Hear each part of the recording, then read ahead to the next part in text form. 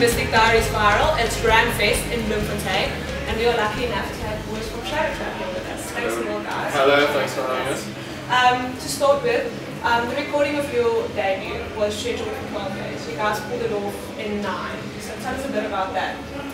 We basically, most of the songs on the album we'd been playing for a good couple of years, and we went into the studio with a fairly good idea of what we wanted to do. There's like 3 or 4 new songs that were added to the actual list on the album, and we also basically recorded live because Shadowclub's known for its live sound, so we went into the studio wanting to capture that.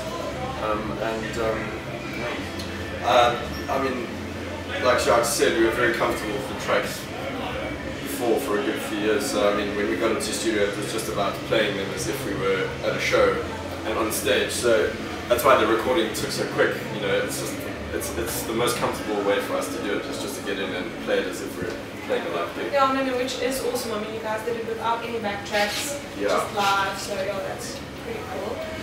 Then I want to touch on a song, Lucy. Now, Lucy is basically about you going away from the farm, finding your feet musically, but you recast yourself as a woman. So tell us a bit about I think our recast, the character turned out to be a woman because Lucy is actually quite a beautiful name and worked very well lyrically. It flowed very well with the song. And normally when writing a song, I let the music take me. I don't just write lyrics before I've got any sort of sound to the song. And so Lucy kind of naturally happened. I didn't sort of say I'm going to write a song about my past, and yeah, it just turned out that it turned out being a song about what I've been through. Most of your songs are like character driven, like story driven. Is there a specific background maybe to writing or something that you guys studied that kind of influenced that? Or? Not really. I think we all like to read quite a lot. I'm the lyric writer. I mean, I like to, I don't like to focus too much on factual stuff. I like to fantasize a lot, and so I'm not writing from my point of view all the time. I also like to make up stories. For example, in Cabins in the Woods, it's basically very similar to Good Morning Killer. It's like a serial killer sort of, horror movie, basically. Now, the local music industry has its own set of very unique challenges to essay that bands kind of face. What are the challenges within the industry you struggle with most? Venues, I'd say. There's not that many venues to play. So you kind of find that you can't be on tour. Well, you can. I mean, you can if you want. I mean, you can tour for as long as you want. But I think a crowd will eventually get bored because you end up playing the same venue, too quickly. It's easy to sort of saturate a specific get very venue saturated.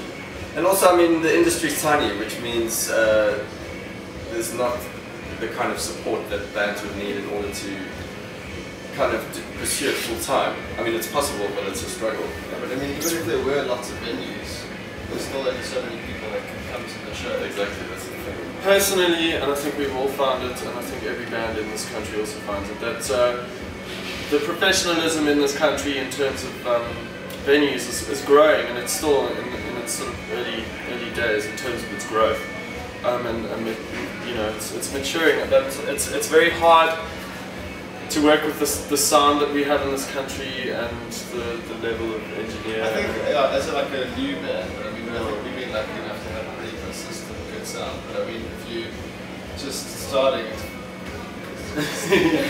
Also, I mean, I don't think that local radio stations play enough local music. That's exactly what I wanted to touch on next. There is a major debate going around surrounding radio stations, and that they're not taking enough responsibility in helping promote our bands and our musicians within the country. It's like they have a chosen pool and they push that.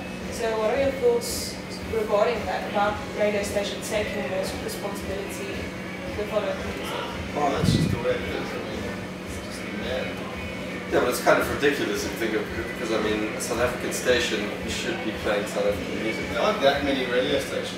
That's also the problem. Like in America, there's tens of thousands of radio stations playing all kinds of music, campus radio stations. Yeah, there's like don't really know, but like 6 of the workers, like Vincent's, UJ, those kinds of campus stations, there isn't like an indie station and a rock station and this station and that station. Yeah, we need more like specialized stations, like what Louis says. I think because there's such an amazing variety and they're little cliques of scene, associated with each scene.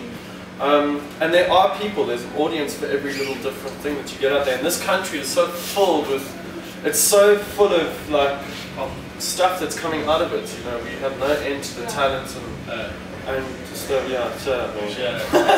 mean, you did get the odd guy like John Savage, who teaches from 5FM. He's got that amazing rock and roll show, and that's one night a week, which is great. And there should be more of that. I mean, you can go. You can go and you can like radio stations kind of tell a community or a specific group of people what to listen by the songs they kind of choose to play. If you hear it enough, you're going to start listening to that. Yeah, exactly. Yeah, so I mean, for us, getting that first single, Guns and Money, out on the radio and having a playlist just on 5FM, for example, did such good things for us. It was ridiculous. It kind of changed the whole game. So I mean, that support should be happening for kind of all of the great bands that are coming out, not just. I think like at the same time we still have quite a lot of faith in it. I think it's building. It's just got to, we just got to keep on pushing. People need to have a lot more do than moaning. We've got to do stuff about it, and we are. I think in our capacity, we're working damn hard. To kind of end off lots of questions, Bloemfontein and Mystic Diaries. What's your feeling around Bloemfontein and the crowds that, have you guys played a lot of Bloem? We played here once before and it was really great. Yeah, it was really cool. It was actually We played a couple of times, myself and Isaac, with the previous band, and we've always had great experiences here. Not that we can remember much about them. That's like signs of having a good party. So. Yeah. Thank you so much, Shadowclub, for chatting to us for 5. Enjoy RAMfest, and we wish you much luck for your way forward. Thank you. Hi, we're Shadowclub. You're watching Mystic Diaries Viral. Watch out for the next issue soon.